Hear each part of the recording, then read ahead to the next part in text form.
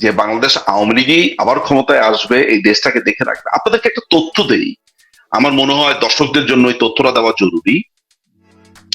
American এমবাসিতে বেশ কিছু বৈঠক হয়েছে গত প্রায় 3-4 সপ্তাহ, 5 সপ্তাহ, ইনফ্যাক্ট গত বছর থেকে টানা বৈঠক হচ্ছে। সেইখানে তাদের মাথার ভেতরে খালি ঘুরছে হচ্ছে তারা একটা আওয়ামী লীগ তৈরি করতে চায়, রিফাইন্ড আওয়ামী লীগ। এটা তারা প্রচন্ড ভাবে ব্যর্থ হয়েছে। মাননীয় প্রধানমন্ত্রী শেখ হাসিনার নেতৃত্বকে অস্বীকার করবে এরকম কাউকে পাওয়া যায়নি। কেউ ভয়ে, কেউ আনুগত্যে, নানান ভাবে ট্রাই করা হচ্ছে। আমেরিকান এমবাসি জামাত এবং এনসিপি কে ক্ষমতায় আনতে চায়, তারা বিএনপি কে উৎখাত করতে চায়। এখন বিএনপি উৎখাত হলে তো আমার কিছু যায় আসে না।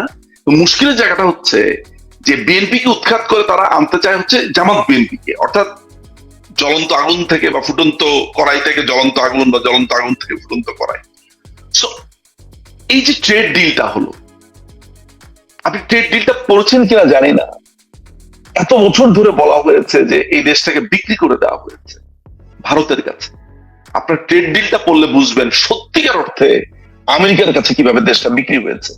মাননীয় প্রধানমন্ত্রী নিজে বলেছেন যে আমি জীবিত থাকা অবস্থাতে আকসু, জিসুমিয়া, কোয়াড মোয়াড এগুলা কিচ্ছু হবে না। আপনি জানেন আকসু কি? আকসু হচ্ছে আমেরিকা যে কোনো সময় তার ফাইটার প্লেন বাংলাদেশে অবতরণ করতে পারবে, যে কোনো সময় সে ফুয়েল নেওয়ার কথা বলে এখানে নামতে পারবে, তাকে সাবমেরিন নামতে দেওয়া হবে, সে মহেশখালীটা নিয়ে নিতে যাচ্ছে, চিটাগং নিয়ে নিতে যাচ্ছে। এটা তো মাননীয় প্রধানমন্ত্রী শেখ হাসিনার কারণে করতে পারছিল না। বঙ্গোপসাগরে হিউজ পরিমাণে খনিজ সম্পদ আছে। কদিন আগে প্রথম আলোতে আমরা দেখেছি যে একটা ড্রোন ধরা পড়ছে। কাদের এই ড্রোন? তারা কিসের সার্ভে করছিল? সুতরাং আওয়ামী লীগ ক্ষমতা থাকা অবস্থায় কোনোভাবে আমেরিকা এই দেশকে কলোনি করতে পারেনি। এখন কলোনি করার জন্য তারা সমস্ত, হ্যাঁ আমি এটা বলবো না যে ফুল আমেরিকা, আমি এটা বলবো না সবাই তাদের সাধারণ নাগরিক না, একটা অংশ তারা এই জিনিসটা করতে চাচ্ছে। সবাই যে পরে, যেমন আমেরিকান তো নন চমস্কিও আছে, টাকার কালসন আছে, মাইক বেনজও তো আছে, এরকম মানবাধিকার কর্মীরা হোয়াইট হাউসে কাজ করেছে, তারা আছে না। আমেরিকার নাগরিকরা কিন্তু মুক্তিযুদ্ধের সময় আমাদের জন্য অর্থ উত্তোলন করেছে। ফলে পুরো আমেরিকাকে আমি বলছি না, আমেরিকার একটা অংশ যারা এই কাজটা করতে চায়। অনেক কিছু আপনি দেখতে পাবেন, অনেক কিছু ঘটবে আপনি দেখতে পাবেন, কিন্তু এন্ড অফ দ্য ডেতে তারা জামাত এবং বিএনপি কে ক্ষমতায় আনার জন্য, জামাত এবং এনসিপি কে ক্ষমতায় আনার জন্য তারা পাগলের মতো হয়ে আছে একটা অংশ। রিফাইন্ড একটা আওয়ামী লীগকে এনে তারা বলবে কই বাংলাদেশ তো গণতন্ত্র আছে। এখন কিন্তু এগুলো চলছে। আপনার বিএনপি F-17 যুদ্ধ বিমান কিনবে পাকিস্তান থেকে। পাকিস্তান নিজে সৌদি আরবে গিয়ে ভিক্ষা করে, টাকা নাই। তারা তারা বাংলাদেশকে যুদ্ধ বিমান দেবে। তার কি? বাংলাদেশে ড্রোন কারখানা করবে। চায় না। ক্রমাগত ভাবে আপনার আপনাদেরকে বলে দেই, হেফাজতের একটা অংশকে বড়সড় অর্থ দেয় হচ্ছে চায়না। আপনার তার কি হিউজ পরিমাণে ফান্ডিং করে জামাতে ইসলামকে। আমেরিকা একটা বড় ধরনের তদারকি করে, অর্থাৎ এদের সবার মেন্টালিটি এক হয়ে গেছে। অন্যান্য অনেক দেশ আছে যারা এগুলো, তাদের ভয়ঙ্কর অবস্থা, যেমন ভারতকে তারা দখল করতে চায়, ভারতের নর্দার্ন সাইডকে তারা আলাদা একটা রাষ্ট্র বানাতে চায়। অনেক কিছু ভিতরে হচ্ছে, সব কথা বলার প্রয়োজন নাই। তাহলে দর্শক কি জানতে চায়? দর্শক কি প্রতিষ্ঠা বার্ষিকীতে ওই ইয়ার মোহাম্মদ কিংবা হচ্ছে সরওয়ার্দী, আবুল হাসিম, ওই ইতিহাস, আমি ওই ইতিহাস, রোজ গার্ডেন, আমি ওই ইতিহাসে যাব না, এটা ইন্টারনেট ঘাটলেই পাওয়া যাবে। আমি প্রতিষ্ঠা বার্ষিকীতে শুধু এইটা বলতে চাই, এই কথাটা বলতে চাই যে আওয়ামী লীগের একটা বিরতির প্রয়োজন ছিল, নিজেকে গোছানোর জন্য, নিজেকে প্রস্তুত করার জন্য। বাঘ যখন শিকার করে, বাঘ কিন্তু 2-3 স্টেপ পেছনে যায়। পেড্রো সিরিয়া নামে এক বাতিস্তার এক সৈনিক ছিল, লেফটেন্যান্ট ছিল। এক সময় সে ফিদেল ক্যাস্ট্রোকে গ্রেফতার করেছিল। ফিদেল ক্যাস্ট্রোকে সে চিনতে পারেনি। দুই রকমের মতামত আছে, কেউ বলছে চিনতে পেরেছে, কেউ চিনতে পারেনি। তো ফিদেল ক্যাস্ট্রোর সাথে তার আরো 3 জন সৈন্য ধরা পড়ে। এখন ফিদেল ক্যাস্ট্রো তো বিপ্লবী, তাকে তো মেরে ফেলবে, ফায়ারিং স্কোয়াডে নিয়েছে। সিরিয়ার কি কারণে যেন মনে, পেড্রোর কি কারণে যেন তার মাথাতে হঠাৎ করে কাজ করেছে যে না, এদেরকে মারবে না, আটকে রাখবে বা ছেড়ে দিবে। তখন বাকি সৈন্যরা বলল যে স্যার আপনি এইভাবে এই ফিদেল ক্যাস্ট্রো, আসলে ফিদেল ক্যাস্ট্রোই ধরা পড়েছে, তো তারা তো ফিদেল ক্যাস্ট্রোর চেহারা দেখেনি। ফিদেল ক্যাস্ট্রোকে একসময় ছেড়ে দেয় তারা। ওই সিরিয়ার কথা ছিল কি জানেন, একে মেরে কি হবে, আইডিয়াকে তো হত্যা করা যায় না। আপনি চিন্তা করে দেখেন তো, বাংলাদেশে যারা আওয়ামী লীগ করে মারা যাচ্ছে, ডেড বেডে শুয়ে বলছে জয় বাংলা। ও জয় বাংলা বললো লাভ কি, ও তো মারা যাচ্ছে। কিন্তু আইডিয়া, এই দেখেন আমার কথা ধরেন, আমার মা মৃত্যু সজ্জায়, এই প্রতিষ্ঠা বার্ষিকীর প্রোগ্রামটার জন্য মা আমাকে নিজে ঠেলে পাঠিয়েছেন, যাও প্রোগ্রাম করে এসো। বেলজিয়ামে প্রোগ্রাম হচ্ছে, মা আমাকে বলছে প্রোগ্রামটা ভালোভাবে করে এসো, এসে আবার মার সাথে আমি জয়েন করব। আমার বোনরা আছে আর আত্মীয় স্বজনরা মার সাথে আছে এই মুহূর্তে। আমার মা আমাকে ঠেলে পাঠাচ্ছে। আমার মার তো প্রয়োজন নাই, আইডিয়া। আপনি পারবেন না তো আমাকে, আমার মাকে হত্যা করে, মাকে কিছু করে ওইখান থেকে সরাতে। আমার বাবা বলছে মেরে ফেললে ফেলুক, তুমি তোমার কাজ করে দাও ওই নোয়াখালীর বাসাতে। এরে তুই তোর কাজ করি যা। এই হচ্ছে ঘটনা। কিভাবে মারবে, যেই শিশুটি, যেই তরুণদেরকে আজকে তুরাগে হত্যা করে ভাসিয়ে দেওয়া হলো, যে ছেলেটিকে জবাই করা হলো, যে মাত্র আমিনুলকে ধরা হলো, মেরে ফেলেছে, পিটিয়ে মেরে ফেলেছে। আপনার কি মনে হয় এগুলো রিপারকেশন আছে না? আছে তো। ভবিষ্যতে আমরা যদি ঠেকাতে যাই, আওয়ামী লীগের নেতা কর্মী আমাদেরকে মেরে ফেলবে। তো আমাদের একটা প্ল্যান প্রয়োজন, আমরা কি করব। এইভাবে তো একটা দেশ চলতে পারে না। সো আমরা ওইভাবেই চিন্তা করছি। এই প্রতিষ্ঠা বার্ষিকীতে আমাদের শপথ হচ্ছে এই বাংলাদেশের অ্যান্সার আওয়ামী লীগ। এই যে এই দরজাটা, আমার এই হোটেলের দরজা খোলার জন্য একটা কি দিয়েছে আমাকে, ঠিক একইভাবে এই বাংলাদেশকে খোলা, বাংলাদেশের answer Awami League. Awami League is answer. আপনি আমার কথা ভেবে বলছেন যে না, এটা মনে হয় আমি এনকারেজমেন্টের জন্য বলছি, আরে ধুর, কবে আসবে, 10 বছর, 15 বছর, 20 বছর। আমি নিঝুম মজুমদার বারবার বিভিন্ন টক শোতে এসে বলি, আমি জানি বা আমরা জানি, আমাদের কাছে যেসব খবর আসে ভেতরে ভেতরে কি হচ্ছে। আমেরিকা পাগল হয়ে গেছে, পাগল হয়ে গেছে। তাদের ফার্স্ট সেক্রেটারি, সেকেন্ড সেক্রেটারি, আপনার British high commissioner, European Union, এদেরকে বলে টিউসডে গ্রুপ, এরা সবগুলো একসাথে বসে। ওই যে কোরিয়ান একটা বার আছে, তারপরে কানাডিয়ান বার আছে, এগুলোতে বসে তারা বাংলাদেশের সিদ্ধান্ত নেয় আমেরিকা। আপনি জানেন কে মন্ত্রী হবে, খলিলকে মন্ত্রী বানিয়েছে, তারা যা বলছে তা হচ্ছে। আমি হিউস্টনে গেছি, সেখানে এখন যে বাংলাদেশের অ্যাম্বাসেডর আছে, সে বাংলাদেশিদেরকে বলছে আপনারা বাংলাদেশে আসুন, বিনিয়োগ করুন। আমেরিকান অ্যাম্বাসেডর হিউস্টনে একটা হোটেলের বক্তৃতাতে বাংলাদেশিদেরকে বলছে আপনারা বাংলাদেশে বিনিয়োগ করুন।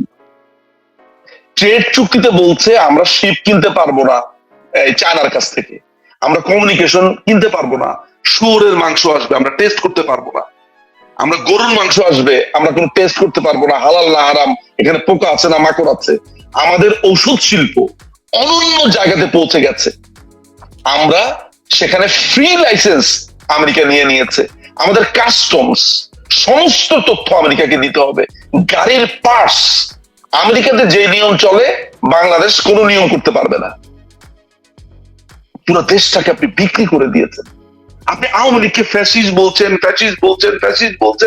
যা ইচ্ছে তাই করছেন, তো দেশকে বিক্রি করে দিয়েছেন। ডিজেল কিনতে পারছেন না, আপনি জ্বালানি কিনতে পারছেন না, আমেরিকা থেকে অনুমতি নিতে হচ্ছে আপনাকে।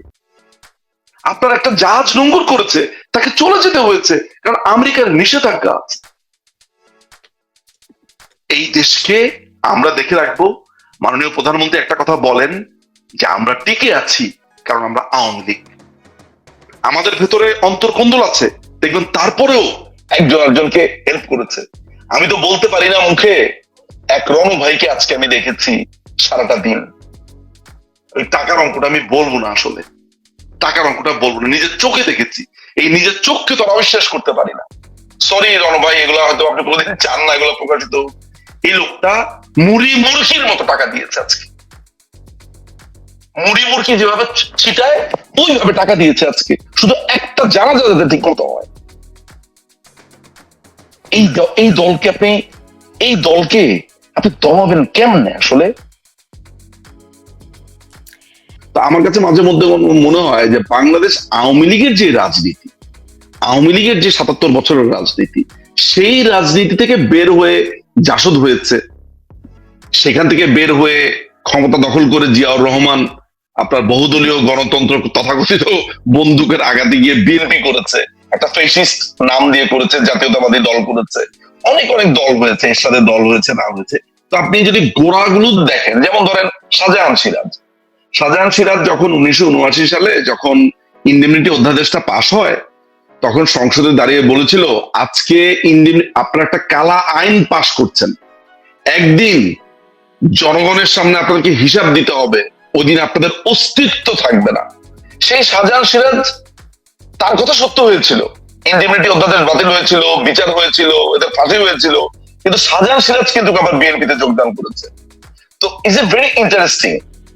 আপনার একসময় জাসদ গঠিত হয়েছিল বাংলাদেশ আওয়ামী লীগকে নানান ভাবে ভেঙে, সেই জাসদের একটা বড় অংশ কিন্তু আওয়ামী লীগ আবার তারা অ্যালাইন করেছে। মতিয়া চৌধুরী একসময় তিনি ন্যাপ করতেন, খুবই ক্রিটিক্যাল ছিলেন বাংলাদেশ আওয়ামী লীগের ব্যাপারে, তিনি বাংলাদেশ আওয়ামী লীগের আদর্শকে ধারণ করেছেন। সুরঞ্জিত সেনগুপ্ত একসময় ইন্ডিপেন্ডেন্টলি রাজনীতি করতেন, পরবর্তী সময় তিনি বাংলাদেশ আওয়ামী লীগে এসেছেন। এরকমভাবে গড়া ভাঙা বাংলাদেশ আওয়ামী লীগের 5 ভাগ ছিল, 5টা ভাগে ভাগ হয়ে গিয়েছিল। মাননীয় প্রধানমন্ত্রী শেখ হাসিনাকে সভানেত্রী করে আওয়ামী লীগ আসার পরে তখন আওয়ামী লীগ, বাকশাল এগুলো সব মিলে আবার এক হয়েছে। আপনি জানেন আব্দুর রাজ্জাক সাহেবের বাকশাল তিনি করেছিলেন, পরবর্তী সময় গণফোরাম করেছে আপনার ডক্টর কামাল হোসেন। এই যে একটা দীর্ঘ পথ চলা, এগুলো তো কনস্ট্যান্ট বা ধ্রুব ছিল না। ধ্রুব একটাই ছিল, সেটা হচ্ছে বাংলাদেশ আওয়ামী লীগ। অনেকে এসেছে, অনেকে গেছে, জয়েন করেছে, ছেড়েছে, নিষ্ক্রিয় গেছে, মারা গেছেন, জীবিত থেকেও হয়তো বা রাজনীতিকে অবসর নিয়েছেন। তো যখন আপনার যিনি জন্মদাতা, তাকে যখন আপনি বলবেন যে আপনার আমি চিনি না, আপনি বাদ, সেটা তো বলতে পারেন। আমি তো আমার মাকে বলতে পারি না যে আপনি কে, আমার মাই তো সব, নাহলে আমি কে, আমার আইডেন্টিটি কি? আপনি বাংলাদেশ, আপনি যদি ধরেন এই যে এখনকার যারা রাজনীতি করে তাদের দিকে তাকান, আপনার ফজলুর রহমান বিএনপি করে, ওনার ব্যাকগ্রাউন্ড কি? আমি মানে ভালো অর্থেই বলছি, উনি ছাত্রলীগ করতেন না। তারপরে আপনার সালাউদ্দিন আহমেদ, এই যে বিএনপির এখন স্বরাষ্ট্রমন্ত্রী, তিনি একসময় ছাত্রলীগ করতেন না। তারপরে আপনার এই যে ভাইবারে যিনি হত্যার হুকুম দিয়েছিলেন যে একটা লাশ চাই, সেই ভাইবার মান্না আপনার 21শে আগস্টের গ্রেনেড হামলাতে তার তো চোখও ক্ষতিগ্রস্ত হয়েছিল, হাত পা ক্ষতিগ্রস্ত হয়েছিল, তিনি তো আওয়ামী লীগের নেতা ছিলেন। শফিউল আলম প্রধানের ছেলে এখন বড় বড় কথাবার্তা বলছে, শফিউল আলম প্রধান নিজেই তো বাংলাদেশ আওয়ামী লীগের ছিল, অর্থাৎ যুবলীগের নেতা ছিল। ফলে বাংলাদেশ আওয়ামী লীগ, ওই যে যেমন নিকোলাই গোগল লিখেছিলেন সেই বিখ্যাত তার ছোট গল্প ওভারকোট, বলা হয়ে থাকে যে ওই নিকোলাই গোগলের ওভারকোট থেকে অনেক লেখক জন্ম হয়েছে। একইভাবে বাংলাদেশ আওয়ামী লীগের পকেট থেকে অনেক রাজনীতিবিদরা নানান ধরনের নানামুখী রাজনীতি করেছে, গণতন্ত্র পার্টি, হ্যান পার্টি, ত্যান পার্টি, জাতীয় পার্টি, জাতীয়তাবাদী পার্টি, নানান ধরনের। ফলে বাংলাদেশ আওয়ামী লীগকে যখন কেউ মুছে দিতে চায়, শেষ করে দিতে চায়, তখন আপনার তো হাসি পাবেই, এবং তারা মনে করে বাংলাদেশ আওয়ামী লীগ শেষ। আমেরিকা যেমন, আমেরিকার এমবেসি শাহজাহানপুরের ওই পিচকি একটা জায়গার ভেতরে, এক দুর্গের ভেতরে তারা বসে বসে প্ল্যান করে যে, সেগুলো আমি আসবো আজকে, যে মাননীয় প্রধানমন্ত্রীকে আর কখনো আসতে দেবে না, রিফাইন্ড আওয়ামী লীগ করবে। তারা এই যে 3 দিন আগেও মিটিং করেছে, অনেক লিডারকে ডেকেছে, একে ডাকে তাকে ডাকে, এগুলো সব খবর তো আমাদের আসে। কিন্তু শেষ পর্যন্ত গত 2টি বছর চিন্তা করে দেখুন তো, কাকে কেন্দ্র করে, কাদের কেন্দ্র করে এই বাংলাদেশ আবর্তিত হয়েছে। একটা বোম ফেটেছে আওয়ামী লীগ, একটা ফুল ফুটেছে আওয়ামী লীগ, ঘরে নতুন শিশু হয়েছে আওয়ামী লীগ, নতুন শিশু আসছে না আওয়ামী লীগ, প্রতিষ্ঠা বার্ষিকী 95,000 আর্মি নামিয়ে দিয়েছেন আপনি। হ্যাঁ, রাস্তার মোড়ে মোড়ে আপনি আওয়ামী লীগের নাকি অস্তিত্বই নাই, তার জন্য আপনাকে 95,000 সৈন্য নামাতে হয়েছে, বিডিআর নামাতে হয়েছে, পুলিশ নামাতে হয়েছে। আপনি হয়তোবা ইতিহাস একদিন, আমি আজকে কথাটা বলবো না, রণ ভাই আজকে আমাকে পাবলিকের সামনে বলতে হয়, এই রণ ভাই আজকে আমি তাকে যা দেখেছি, আজকের দিনটা আমার চোখের সামনে, একদিন সেই ইতিহাস আমি লিখবো, বলবো যে নেতা এমনই হয়। একটা জানাজা পড়তে দেওয়া হচ্ছে না, এই মানুষটা সকাল থেকে রাত, মানে আমাকে তিনি মাত্র হোটেলে পৌঁছে দিয়ে গেছেন, 24টা ঘন্টা তিনি ফোনে ছিলেন শুধু ছাত্রলীগ একটা কর্মীর একটা জানাজা যাতে পড়তে পারে এটার জন্য তিনি দাঁড়ে দাঁড়ে দাঁড়ে দাঁড়ে ঘুরেছেন। এই দলকে আপনি শেষ করবেন কিভাবে? 30 বছর ধরে রণভাই থাকে কোরিয়াতে, বাংলাদেশে ওনার না গেলে কি হয়? উনি উনি এখানে বিশাল বড় একজন ইন্ডাস্ট্রিয়ালিস্ট, আমি নিজের চোখে আজকে এগুলো দেখলাম। কেন করছেন? কি কারণে করছেন? কি লাভটা দেশের জন্য? তো এরকম একটা মৃত্যুর মুখে বলছে আওয়ামী লীগ করি, হ্যান্ডক্যাফ পরে বলছে আওয়ামী লীগ করি, মারা যাচ্ছে বলে জয় বাংলা, বলে জবাই করে ফেলাইলো জয় বাংলা। আজকে যে তুরাগের যে ঘটনাটা ঘটেছে সেটাতে আমি আসবো, আমার এই ফোনে চার্জটা দেওয়ার পরের সেগমেন্টে আমি আসবো। সুতরাং ছুচু এই কারণে বলেছি যে আপনি আপনার আব্বাকে বলতে পারবেন আব্বাকে চিনি না, ত্যায্য করলে ত্যায্য করার সময় তো আপনাকে লিখতে হবে যে আমার জন্মদাতা পিতা অমুককে আমি ত্যায্য করলাম। ওই ত্যায্যের লেটারের ভেতর আপনার পিতা বলেই স্বীকার করছেন। খালেদা জিয়ার কথা বলেন, আমাকে বাংলাদেশ আওয়ামী লীগের প্রবীণ নেতা, আমি একটা টক শোতে গিয়েছিলাম 21 টিভিতে, আমাদের যে স্যার, যে আমি মাঝে মধ্যে আমার স্মৃতিশক্তি এমন হয়, উনি আমাকে বলছিলেন, খুবই প্রবীণ একজন, বলে যে নিঝুম আমার চোখের সামনে বঙ্গবন্ধু জিয়াউর রহমানকে বলেছে খালেদা জিয়া আমার মেয়ে,